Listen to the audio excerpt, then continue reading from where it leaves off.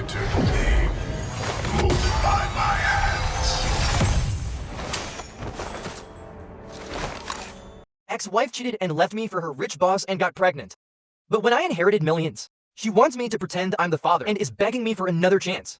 So here's the deal, my ex-wife. 32F and I 35 meters.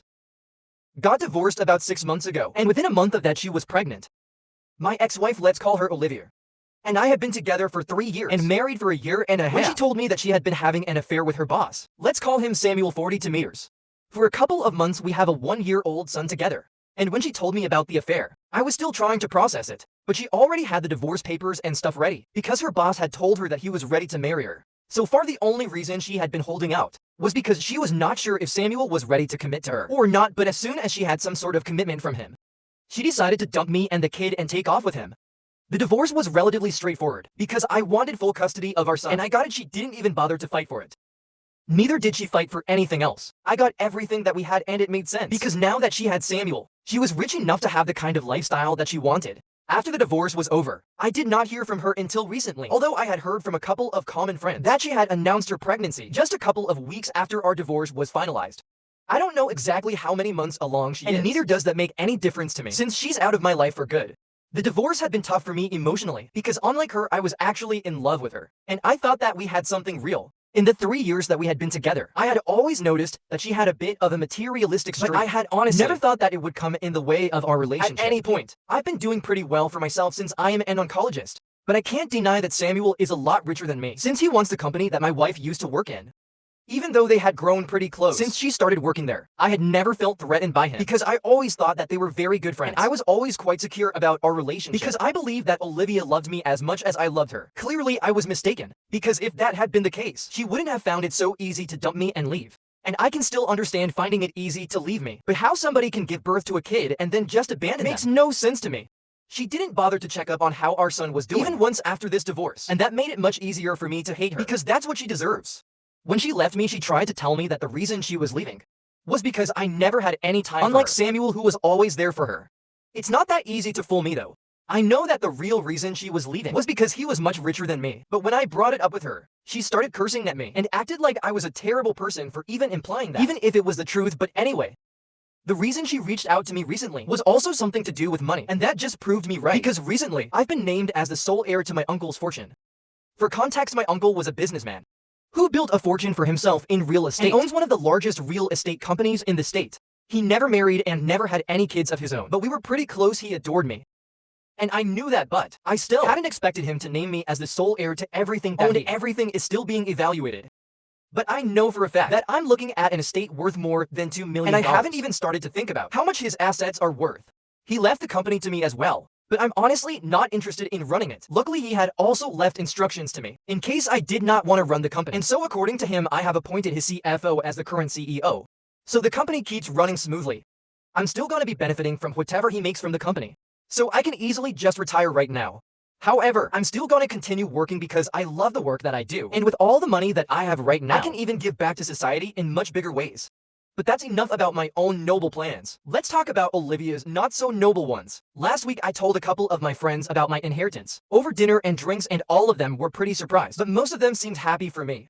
But I guess one of them was not happy because somebody snitched and told Olivia about it. So that's how she found out. In the next day, she showed up at my house and said that she needed to talk to me. She was heavily pregnant, and I was about to tell her to go away, but I had a gut feeling that I would want to hear her out, so I decided to let her in because she was back after almost 6 months of the divorce, and I guess that it had to be something important that brought her here. However, at the time when I had invited her in, I had no idea that she knew about my inheritance anyway. She tried to make some small talk with me, but I was really not interested, so I just restricted myself to one-word replies. Then she congratulated me on the inheritance, which was her first mistake. I was a bit surprised that she had been able to find out about it, but I figured that maybe one of my friends had ratted me out, so I didn't say anything and just thanked her. She then asked about our son and how he was doing, and that really upset me because for the past 6 months, she had pretended that she didn't even have a kid, and now all of a sudden, she had a conscience and wanted to know how her kid was doing. I ended up snapping, and I'm pretty thankful that my son was not at home at the time. He was with my parents because otherwise, he would have heard the way that I spoke to his mother. I don't regret it though, since she totally deserves it anyway. When she asked about our son, I just told her to get to the point and stop beating around the bush because I knew that she was here with some purpose, and not just to make small talk and ask about things that she didn't even care about. I was getting really impatient and she could see that, so she decided to get to the point and told me that she was here to discuss the new addition to our family. Obviously, I was very confused, because I had assumed that she was pregnant with her boss's baby and not mine. She had been pretty sure about it back when we were separating, and I was so emotionally distraught about so many things that I didn't even question it. In any case, even if the baby was mine, I knew that one paternity test after the baby was born would let me know when I would deal with what had happened, but for as long as she was pregnant. It was better that Samuel dealt with her, because I didn't want anything to do with her. Unless the baby was mine, it sounds mean. But that's how it was, and I didn't think she would care about it either, because she was pretty confident that the baby was Samuel's anyway. I was quite shocked when she referred to the baby as the new addition to our family, because I didn't know if that was a fact or not. So I first decided to ask her if she was sure about the paternity, and if the baby was not mine. I had no interest in speaking to her anymore. But instead of taking the hint, she told me that she hadn't conducted a paternity test yet, but would do so if that's what I wanted. However, regardless of who the biological father of the baby was, she believed that since she was still married to me when the baby was conceived, I had an equal right to the child as well. And we hadn't discussed this earlier, but it was about time that we did, since she was just a couple of weeks away from giving birth. Then she dropped a bombshell on me and told me that she wanted my name on the baby's birth certificate as the father because she believed it would be better for both her kids to have the same last name. I definitely had not seen that coming, and it took me a couple of minutes to even process what she was saying. But once I had done that, I immediately declined. I didn't really want to, but I ended up laughing in her face because her plan was so stupid. It was quite easy for me to connect the dots, and she had already made the mistake of letting me know that she knew about the inheritance. So now she was obviously trying to secure the baby's future in some way, even her own, by making sure that I took responsibility for the baby, and perhaps even paid child support. Now that I was suddenly richer than even Samuel, she was singing a different tune around me, and I found that very funny. So I ended up laughing at her face. At her plan, I straight up told her that she was really stupid for even thinking that I would entertain an idea like this. And I told her to get out of my house because I didn't want to speak to her anymore. But she didn't leave. She continued to sit there and try to reason with me. She told me that she was ready to get a paternity test, but she believed that it would be better for her children to have at least some sort of a relationship, and having the same last name would help them bond better with each other. She tried to make it seem like she really cared about the kids and their relationship, so she was actually asking me to allow her to add my name to the birth certificate of her baby so that our son would have a sibling and would find it easy to relate to the baby once they were born. It was pathetic because she herself hadn't been there for our son for the past 6 months after our divorce and hadn't even bothered to check up on him, even though she had visitation rights. So I told her that our son barely even had a mother anymore, and now she was acting like it was important for her to make sure that our son was able to bond with his sibling. And even if I were to agree that our son should have a relationship with his sibling, or half-sibling depending on who the father is, it still doesn't make sense to add me to the birth certificate as the father of the baby if I'm not actually the biological father. So I made it very clear to her that if the paternity test proves that the father is, then I might even entertain her idea. But if it doesn't, then I'm simply not interested. Once I made that clear to her, she tried to argue with me some more and was desperately trying to make it seem like she really cared about the relationship that her future baby would have with her son, regardless of who the parent was. And that's why she wanted my name on the birth certificate. But I knew that the real reason was my inheritance and nothing else. And I told her that I knew what she was actually after, so she shouldn't take me for a fool. And obviously, she was not happy about the implication that she was a gold digger. So she started screaming at me again. But I just told her to leave because otherwise I would call the cops. And she finally left. I could tell that she was regretting leaving me. But this was just karma for screwing me over. And after she left, I was still pretty upset about what she had just tried to pull off, because I couldn't believe that she thought I was actually that stupid, and I was going to just let her name me as the father of the baby. Of course, if I'm actually the father of the baby, then I would have had no issues. But her suggestion that all our kids should have the same last name, and that's why she wants to admit the birth certificate of the baby, regardless of whether I'm actually the father or not, just did not sit well with me. Had she come to me to ask for a paternity test so we could find out the actual parentage and then worked our way forward, then I might have respected it. But this was clearly just a plan for her to claim her stake in my inheritance. And because she couldn't come up with a valid plan, she was grasping at straws. I was pretty upset and I couldn't let this go without retaliating, because so far I hadn't done anything at all to get back at her. But after she had come to visit me and we had had that discussion, I was so angry that I decided to reach out to Samuel, and I sent him an email about what just happened at that point. I did not even care if he already knew about her plan or not. I just wanted to create trouble in some way or the other. And that was the only idea that I could come up with. I wasn't sure if it would actually work or not, but I got lucky, and as it turns out, Samuel had no idea that this was what she was up to behind his back. I didn't get to know any of this through them. Obviously, he did not reply to my email. But after I sent it to him, he apparently got into a really big fight with Olivia. And I don't even blame him. I think anybody in his position would have done the same thing. But instead of cutting her losses and dealing with the situation at hand, she is simply too busy blaming me and has been posting about it non-stop. Not just posted, but she has also been speaking to all of our common friends and trying to get them to talk to me and set the record straight. With Samuel, I don't even know what that means because as far as I'm concerned, I already set the record straight with him by telling him the truth. Obviously, none of our friends are on her side. They think that what I did was perfectly justified. This is strange because I'm pretty sure that one of them had to be the person who ratted me out and told her about the inheritance. I just didn't find out who it was so I could cut ties with them anyway. Until then, I have Olivia to deal with, because she's really getting on my last nerve. She has been posting relentlessly about how I'm jealous of her lifestyle, and I'm upset about the fact that she left me, which is why I've been actively trying to ruin her relationship with Samuel and feeding him a bunch of lies about why she visited me last week. She claims that she only visited me to see her son, since I haven't allowed her to see him, and even that day, she was fighting with me because she wanted to see him, and I refused to bring him back from his grandparents' place. That's what she wants me to admit, but I'm not gonna do that since that's clearly a lie. I have done everything in my power to avoid speaking to her or interacting with her, but she just won't stop talking about me. And it's getting a bit too much because for the past week, she has posted about me every single day. And it's just annoying that she thinks that she can get away with lying about what really happened. Most of our friends know the truth. But a lot of people are even supporting her in the comment section, mostly people who don't know me. And I know that she's doing all of this for sympathy, so that Samuel can fix things with her, and buy a bunch of lies that she has been spewing. However, if it's coming at the cost of my reputation, even if it's among people who don't even know me, I don't think that it's fair. So I've been considering putting out the truth for everyone to see. And the reason that I have held back is because I know that it's going to damage her reputation significantly, and Samuel is definitely going to dump her. They're not even married yet, so it's going to be very easy for him to just leave since they're only engaged. But before I do that, I want to make sure that I'm doing the right thing. So what if I posted about how my ex-wife wanted to name me as the father of her baby in the birth certificate update one. So I did it, I actually posted the truth. Before even opening the comment section here, because my gut feeling said that I should just go for it, and that's what I did afterwards. I came to Reddit to validate my decision, and I'm very grateful that most people believe that posting my side of the story would be the right thing to do. I had blocked her after the divorce, but I unblocked her just so she would be able to see this post.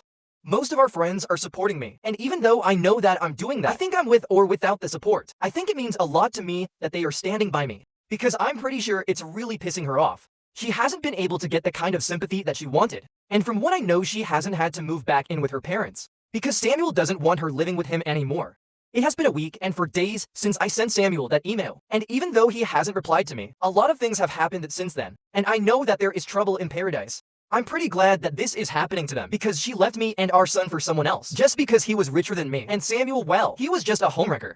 I'm glad that karma is finally catching up to them, and I really hope that this teaches them a lesson of a lifetime. Even if it doesn't really matter, because I'm still going to be rich, and I'll be happy with or without them. My son and I are even planning on taking a vacation in a couple of weeks because I think I need a break. I've been working myself to the bone ever since the divorce, and now that I'm finally getting the closure that I thought I needed, I think a well-deserved break will do me a lot of good, and when I come back, I'll be ready to work even harder. The only piece of the puzzle that I haven't been able to figure out who exactly had ratted me out to Olivia, because so far I have asked several of my friends if they had said anything about my inheritance to Olivia, and all of them have denied having anything to do with it. The people who I had told about the inheritance are really close to me, so I really hate the idea that one of them had been lying to me. But well, that's how it is anyway. I'm gonna start planning my vacation with my son now. Update to Olivia showed up at my door again today. And this time my son was at home as well. So I told her to go away instantly, because I was pretty sure that he was not here to see him, and she was here to probably pick a fight with me, and I didn't want my son to see me acting like that, since Olivia just brings out the worst in me. But she refused to leave, and she told me that she was here to see her son, and since she had visitation rights, I couldn't exactly stop her. And that was true, so I had to let her in and allow her to see our son. I was not happy about that at all, but if I had refused, there might have been legal repercussions for it, and I have already spoken to my lawyer to prevent this from happening in the future. Just to be clear, it's not that I don't want her to see our son at all. I would obviously love for our son to be able to have a normal relationship with his parents, but I don't want her coming and going out of his life whenever she wants to. The first time that she left home to move in with Samuel, she didn't even bother to say goodbye to our son, and it was very obvious that in the following weeks, he had found it very difficult to cope with her absence. I did not want that repeating once again, so I've spoken to my lawyer, and we are going to file for supervised custody visits so I can monitor when she gets to see him, and she can't waltz in and out whenever she wants to, because that's not good for our son anyway.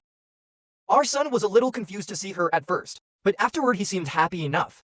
She ignored me for the entire time that she was here, but I noticed that she started to take a bunch of videos towards the end of her visit.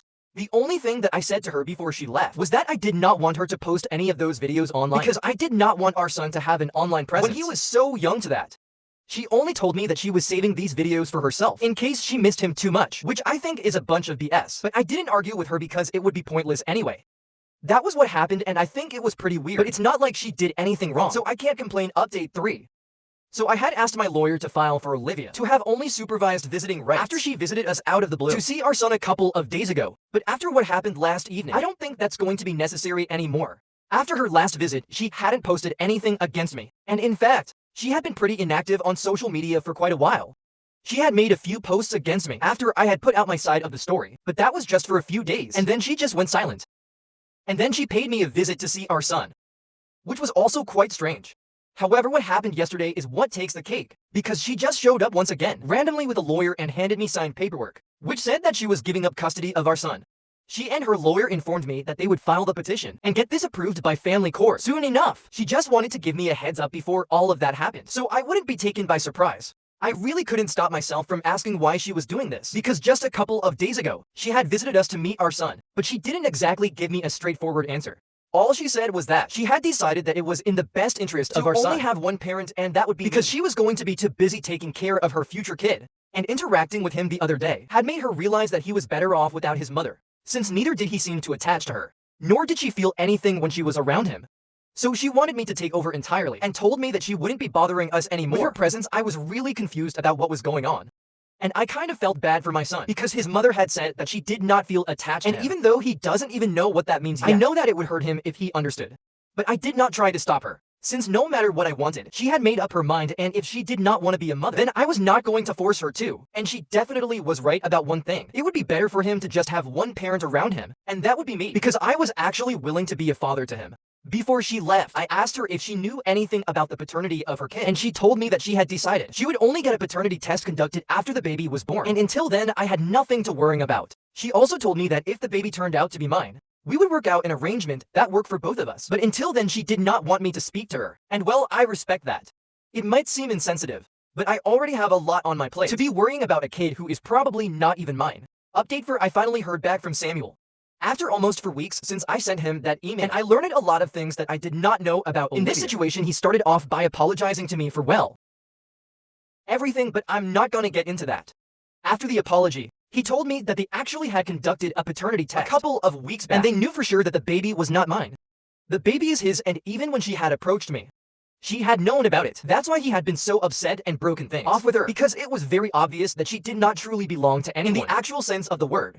She tried to tell him that she had only visited to talk to me about seeing our son more often, because she claimed that I wasn't allowing her to see him. However, he did not buy that, and he decided to believe my version of what happened, since in the past 6 months, he had kept pushing her to come see our son, but she was the one who always kept procrastinating, and it seemed very unlikely that she had changed her mind all of a sudden. So he broke off their engagement and asked her to move out. Then she left even after she had left.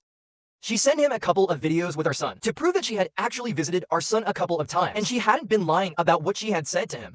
But he's not an idiot, and he could see right through her. At least now I know why she had taken all those videos. It was just so she could use it to prove herself right, and I can't imagine something more disgusting. She was literally using our son to get back together with Samuel, and when she realized that it was not going to work, she decided to give up custody of him anyway. He told me that they are still going to raise their child together, and she's claiming an exorbitant amount of child support right now, which is expected since she quit her job after she got engaged to him. But that's their problem now, and I'm done with her soon enough. I will have full sole custody of our son, and even the procedure of inheriting everything that my uncle left is almost over, so I'll be pretty rich. 6 months ago, I wouldn't have been able to imagine living a life like this, but right now, I'm really happy about how things have turned out.